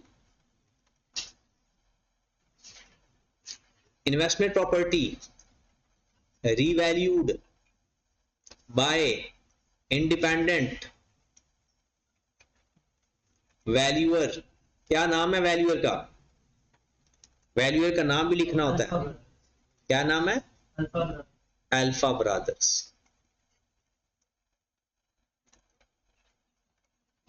ये ना पाकिस्तान में ये खूबसूरती है, ब्रदर्स और सन्स लिखना, नजीर एंड सन, बशीर एंड सन, या फलाम ब्रदर, वरना बाहर के मुल्कों में ऐसा कोई चक्कर ही नहीं है, क्योंकि वो भाइयों का और बेटों का कोई रिलेशन ही नहीं होता बिजनेस में, हर किसी का अपना बिजनेस होता है। और वहां पर बिजनेस के नाम भी इस तरह से नहीं होते, बट कढ़ाई फलाना ढिमकाना, नाम नहीं आता। वहां पर आपने देखा होगा एप्पल, डेल, इस तरह के नाम होते हैं। हाँ, नाम कुछ है भी सी, जैसे सुजुकी उस बंदे का नाम था, जो सुजुकी का ब्रांड इन्वेंटर है, उसका नाम सुजुकी ही था, तो उसने सुजुकी के नाम से लिख दिया। तीसरे नंबर पर क्या है जनाब? Rental income. अब रेंटल इनकम पर मंथ है, क्या गिवन क्या है रेंटल इनकम? कहता है रेंटल इनकम कहां पर है, यहां ऑपरेटिंग लॉसेस आ गया, फेयर वैल्यू, रेंटल इनकम की गिवन तो थी अदर इंफॉर्मेशन में। पर मंथ है, ये ओवरऑल है। रेंटल इनकम रिसीव्ड ओवरऑल है, कुछ नहीं बताया हुआ। ये सबसे बड़ा फायदे की बात है, हमें कुछ करना ही नहीं पड़ा। रेंटल इनकम रिसीव्ड रुपीज कितने हैं? 45 million, and rent accrued 6 million, rupees 6 million. और अगर कोई प्रीपेड है तो वो भी लिख देते। Number 4 operating expenses 10 million, yes, वो तो ऑपरेटिंग लॉसेस नहीं है, 25 मिलियन। Repair and maintenance.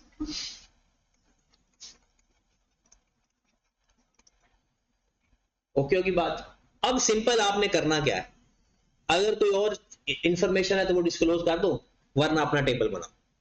और टेबल बनाना तो इसका इंतहाई आसान है फेयर वैल्यू मॉडल का। सबसे पहले लिखना है प्रॉपर्टी ए, बी और सी, बैलेंस एट 1,123। क्या जो ए थी 1,123 को इन्वेस्टेड प्रॉपर्टी थी? नहीं। क्या बी इन्वेस्टेड प्रॉपर्टी थी? ये इन्वेस्टेड प्रॉपर्टी थी। और इसकी फेयर वैल्यू क्या थी तब की फेयर वैल्यू क्या थी? 440। वो जो दिसंबर 20 का, दिसंबर 22 की वैल्यू होगी वही होगी। कितनी? 440। और सी बी इन्वेस्टेड प्रॉपर्टी तब नहीं था, क्योंकि तब तो ये अंडर कंस्ट्रक्शन था। फिर 30 अप्रैल 23 को रिक्लासिफिकेशन हुई, तो उससे पहले आपने लिखना है fair value gain the loss. ये जो आपने बी को पहले फेयर वैल्यू पे लाना था ना, तो 440 से कितने का हो गया था ये प्रॉपर्टी बी? ये पहले था 440 दिसंबर 22 में, और जिस दिन आपने उसको ट्रांसफर किया 740 का नहीं हो गया था क्या? ये तो 30 क्या? नहीं ये अच्छा ये है 720, ये तो ए की वैल्यू थी ना। इसका 200 था ना, तो 171 था। अच्छा पहले SL obtain possession of property from tenant। वो अल्लाह के बंदो, प्रॉपर्टी ए थी इन्वेस्टमेंट प्रॉपर्टी, प्रॉपर्टी बी नहीं थी। क्या कर रहे हो?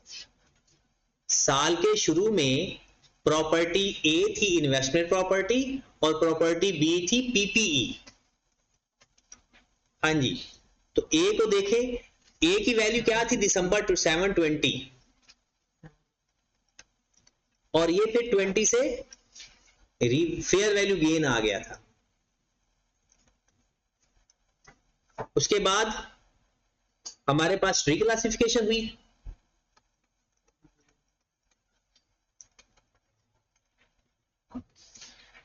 ये 740 से आउट, और बी कितने से इन हुआ था? बी उस दिन कितने से इन हुआ था? 165.3 से। और इसको भी फेयर वैल्यू पे लेकर आए थे, बल्कि हम लिख लेते हैं इसको कंप्लीटेड सेल्फ कंस्ट्रक्टेड एसेट। वो कितने वैल्यू से आया था? सेल्फ कंस्ट्रक्टेड एसेट जिस दिन उसको आपने अपने पास लेकर आना है, उस दिन उसकी फेयर वैल्यू क्या थी? 30 सितंबर को उसकी फेयर वैल्यू क्या थी? 380। क्योंकि जो उसको पहले गेन या लॉस है वो किस में ट्रांसफर हो जाना है? एसपीएल में। उसके बाद फिर एक दफा फेयर वैल्यू गेन। अब ये ए तो आपका रहा ही नहीं, बी के ऊपर कितना फेयर वैल्यू गेन आया था? ये कितने का हो गया था साल के एंड पे? 480 का हो गया था। तो कितने का गेन आया था? 314.7। और सी का भी फेयर वैल्यू गेन आया था, 380 से 395 का हो गया था। ये देखिए, ये 380 और ये 395। इस डेट की हमें जरूरत नहीं है, क्योंकि ये डेट है 1 दिसंबर की, जिस दिन वो रेंट पे गया। इस दिन हमें इसकी जरूरत कितना? 50। लो मेरे भाई, आपका ये सवाल 11 नंबर का पूरा हो गया। ऑपरेटिंग लॉस भी डिस्क्लोज कर दो मैक्सिमम, बस खत्म। और 2 नंबर का सवाल था वो एंट्री पास करना। और इसमें तो जो वर्किंग मैन ने आपको जर्नल एंट्रीज पास करवाई है ना, वो तो इसकी है ही नहीं। बैलेंस एट 31 दिसंबर 23, ये हमारा रहा ही नहीं। बी कितने का है हमारा? 440, 480 और ये 395। खत्म हो गया सवाल। ठीक होगी बात? ये 165.3 कैसे? ये तो उसकी बुक वैल्यू है ना, जब ये बी था पहले था पीपी था ना, तो उसको हमने डेप्रिशिएट किया। कोई नहीं 164 उसके अंदर 60% वो भी तो ऐड करना है, चीगो लैंड तो उसको अलग कर दिया था, क्योंकि लैंड तो एज इट इज रहेगी ना। 165.3 प्लस 300, मैं भी कहूँ इतना कट्ठा फेयर वैल्यू के 465.3 चार्ज में नीचे आ गया फिर 14.7 ये कितना आ गया 465 पॉइंट 14.7 हाँ 14 पॉइंट बाकी वही से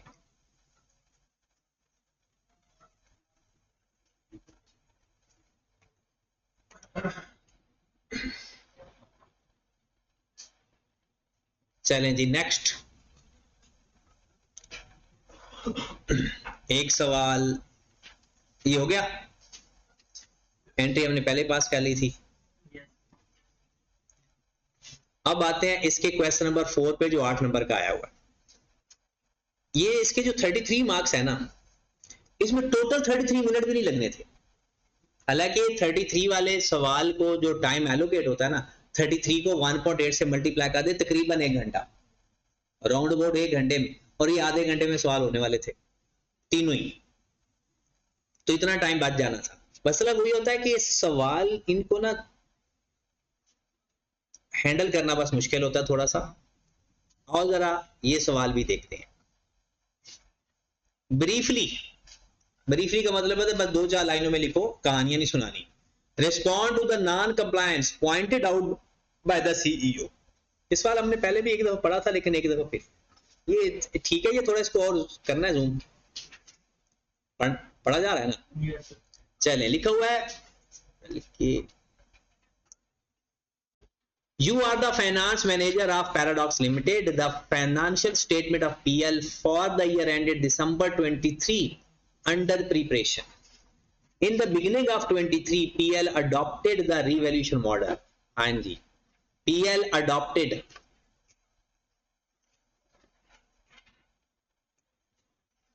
revaluation model for subsequent measurement property, plant and equipment. A new CEO has recently joined PL. He has joined out the following non-compliance of IFRS after reviewing the draft financial statement. वो कहता है कि उसने देखा, नया CEO आया है, उसने देखा कि प्रॉपर्टी प्लांट एंड इक्विपमेंट में कुछ नॉन कंप्लायंस हैं, उसने पॉइंट आउट की। पहला कहता है IAS 16 does not allow selective revaluation. So all class of property, plant and equipment should have been revalued. क्या ये CEO का पॉइंट दुरुस्त है या नहीं? गलत है। IAS 40 सारे फेयर वैल्यू पे होने चाहिए, IAS 16 में ऐसा कोई रूल।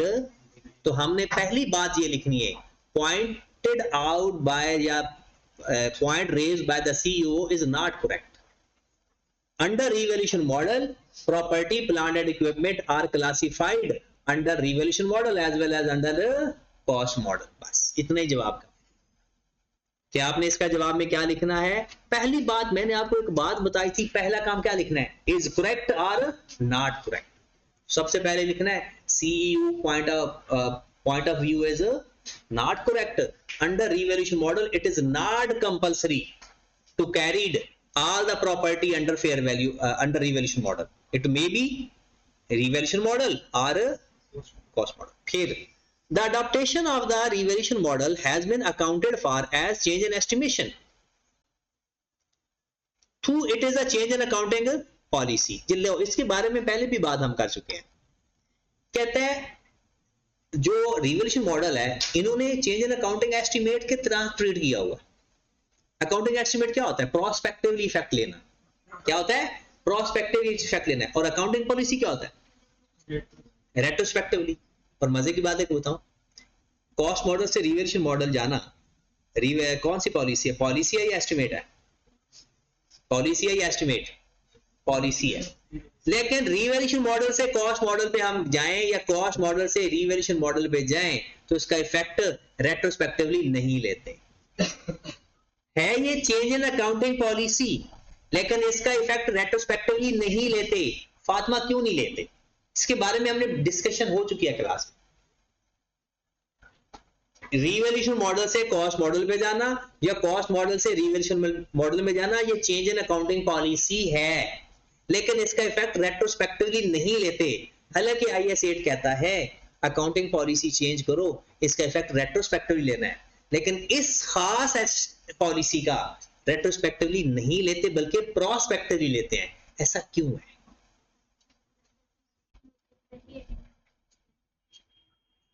याद आया पॉइंट?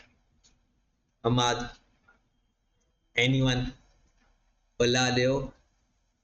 ये वाली चीज IAS 8 डील ही नहीं करता, ये IAS 16 में डील होती है।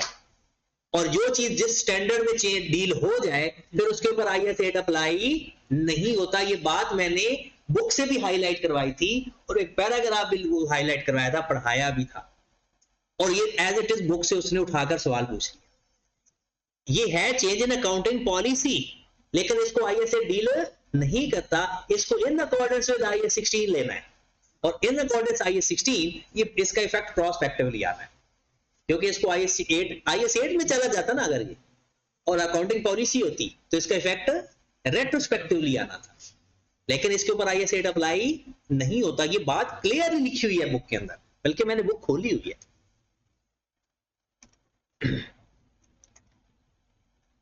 IAS 8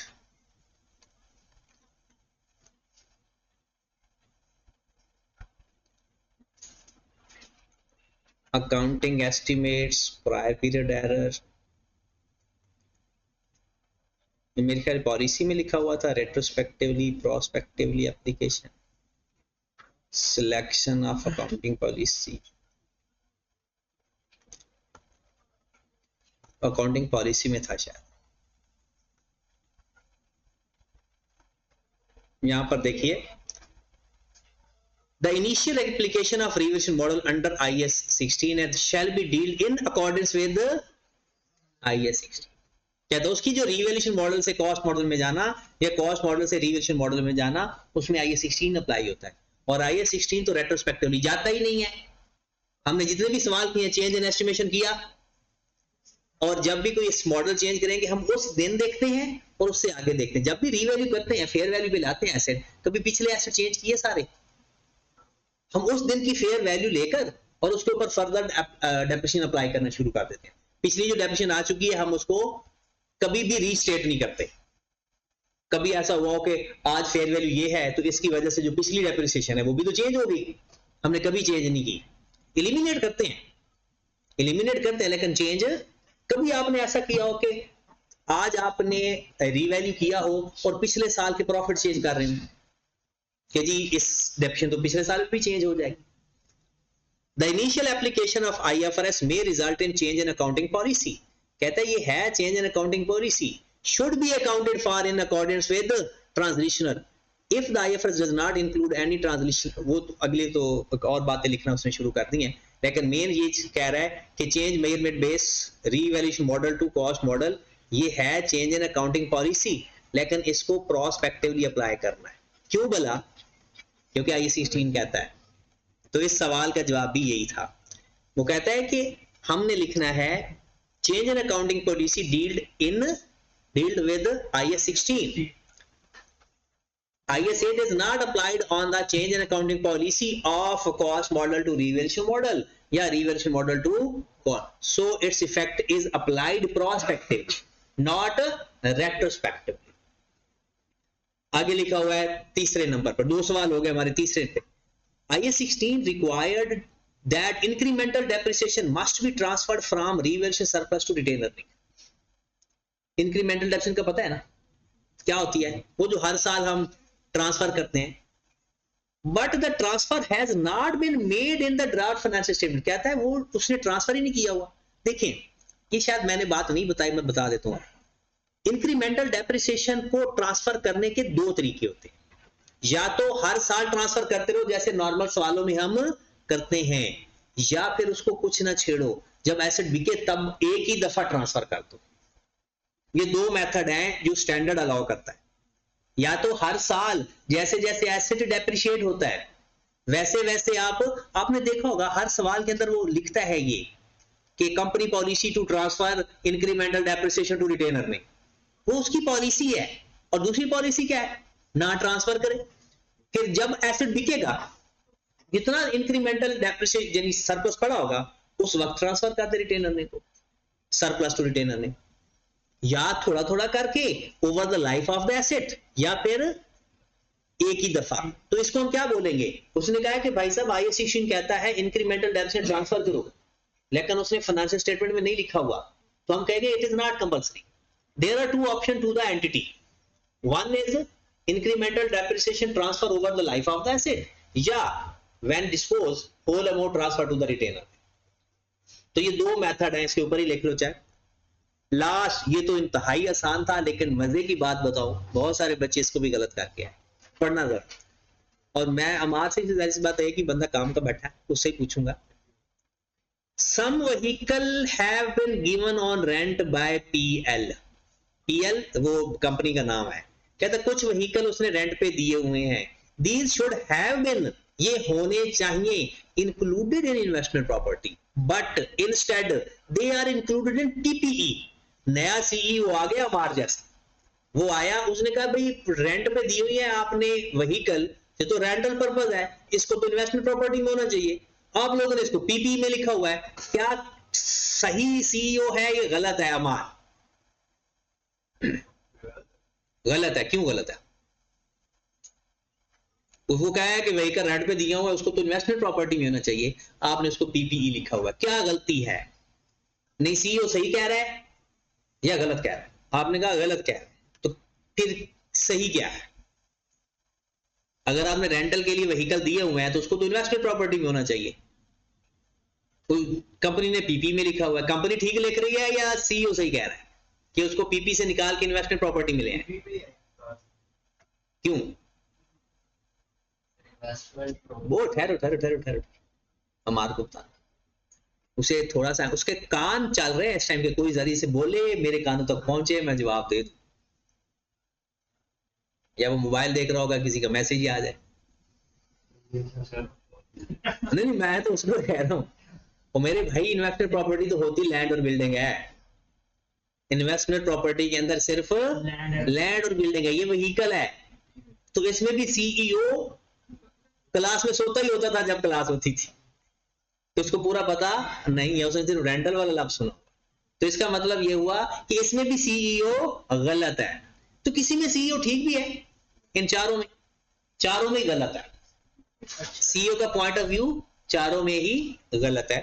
इसका ना सोल्यूशन मैं देखता हूं, अगर है तो मैं इसके सोल्यूशन बुक से, आई कैप का जो सोल्यूशन है ना,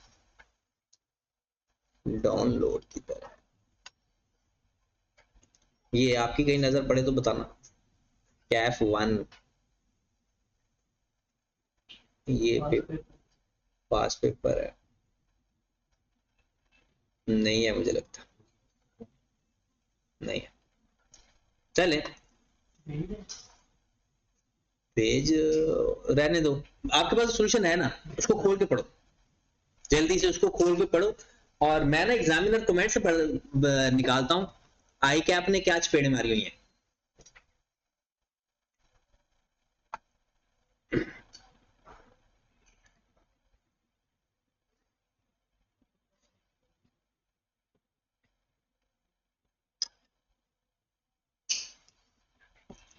सोल्यूशन इसका ना देख कर पढ़ो, चारों पॉइंट्स पढ़ो कि उसने किस तरह से, मेन इसका मकसद होता है कि वो किस तरह से इंग्लिश अरेंज कर रहा है। वर्डिंग थोड़ी सी बंदे को अच्छी स्टैंडर्ड वर्डिंग समझ लग जाती है।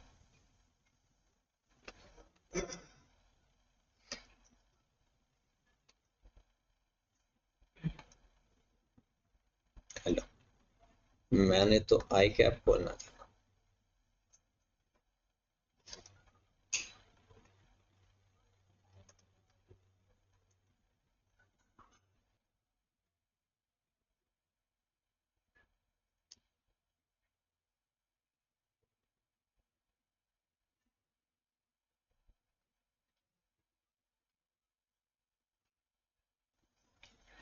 चलें जी, क्वेश्चन नंबर 4, 16% लोग इसमें पास हैं जी। यही जो सवाल अभी हम करने लगे हैं, कितने फीसद है? 16%। सबसे वर्स्ट रिजल्ट इस सवाल का था। वजह किताब ना पढ़ना। मैंने ये कैप्स के बच्चों की बात नहीं कर रहा, क्योंकि कैप्स वाले बच्चों को किताब में एक एक लफ्ज पढ़ा के भेजता हूँ जो पेपर में आती है। ओवरऑल आप रिजल्ट देख, अगली बात देखिए, दूसरा रिजल्ट क्या था? 8वां 25%। और एक 5वां सवाल, ये इसका अच्छा रिजल्ट आया 31%, ये भी नॉन करंट एसेट का था। अब इसने क्वेश्चन नंबर जो है इन्होंने क्या किया 4 के अंदर, वजह वही उसने लिखनी है कि भाई साहब पढ़ के नहीं आते ये। Most examinee concluded that CEO point of view 1 and 3 was correct। पहला और तीसरा लोगों ने कहा ठीक वो कह रहा है, उन्हें पता ही नहीं था। पहला वो मार्क खा गए होंगे, किस वजह से? कि फेयर वैल्यू मॉडल सब पर सेम अप्लाई होता है ना, उस वजह से। तीसरे पॉइंट में हाँ ये हो सकता है कि कुछ लोगों को नहीं भी पता हो। However, in 2, while the correct identified that adoption of revaluation is a change in accounting policy, they incorrectly concluded that it should be applied retrospectively। वो कहता है कि उन्होंने कंक्लूड किया कि it should be applied retrospectively, हालांकि ऐसा नहीं है। इसको रेट्रोस्पेक्ट, क्योंकि इसके ऊपर IAS 8 अप्लाई नहीं होता, इसके ऊपर IAS 16 अप्लाई होता है, और ये बात हम पहले भी पढ़ी थी, अब भी चले, अब ज्यादा अच्छा हो गया। 5वां नंबर सवाल है बोरिंग कॉस्ट का, वो हमने अभी थोड़ी सी ब्रेक के बाद करते हैं। 8वें सवाल में क्या गलतियां मारी उन्होंने? पहला, इन respect of property A the opening balance was taken at cost 750 million. भाई मेरे 750 मिलियन कैसे लेते? ये तो पहले इन्वेस्टर प्रॉपर्टी था, और इन्वेस्टमेंट प्रॉपर्टी में फेयर वैल्यू लेते हैं हर साल। तो पिछले साल की फेयर वैल्यू ले ली थी 720, बच्चों ने क्या ले ली? 750। दूसरा, in respect of property B depreciation on land was also calculated। कहता है जो बी के अंदर वो ये ना, ये जो मिस्टेक होती है, ये हर बच्चे को पता होता है कि लैंड पे डेप्रिशिएट नहीं होती, लेकिन जल्दी जल्दी में आके ना वो कर जाते हैं। In respect of property C abnormal wastage was included in the cost. ये तो हर किसी को पता होता है, ये जिसको नहीं पता ना तो फिर मजे की बात नहीं है। ये उसने, और depreciation note were not prepared, sorry descriptive notes. तो डिस्क्रिप्टिव नोट्स कौन से होते हैं पता है? वो जो पहले 4 ही लिखे हमने, कहता वो किसी ने नहीं लिखे, direct brought on fair value gain loss लिखकर आ गए। ये 4 गलतियां की। ठीक है जनाब। और बाकी अगर आपने देखना चाहते हो तो बाकी तो रिजल्ट में बड़े अच्छे मार्क्स बच्चों ने लिए। देखें जो आखिरी सवाल था IAS 33 वाला, 38% लोगों ने पास किया, 8वां 25%। अब देखिए फिर भी उसी में मार्क आ रहे हैं। नॉन कंटेस्टेड में मार्क है 16%, और उस हाँ ये एक 7 क्वेश्चन है जिसमें 18% लोग पास हुए। ये मेरे ख्याल में वो तो नहीं है जनरल इक्विटी वाला, ये भी हैरत वाली बात है। सबसे अच्छा रिजल्ट आया 53% क्वेश्चन नंबर 6 का। अच्छा, उसके बाद 49% है क्वेश्चन नंबर 1, वो NPO का वो सवाल था। चले अब ऐसा है कि अब थोड़ा सा चाय पी लो, मैं भी चाय पी लूं, और फिर आगे स्टार्ट करते हैं। आगे मैंने इसका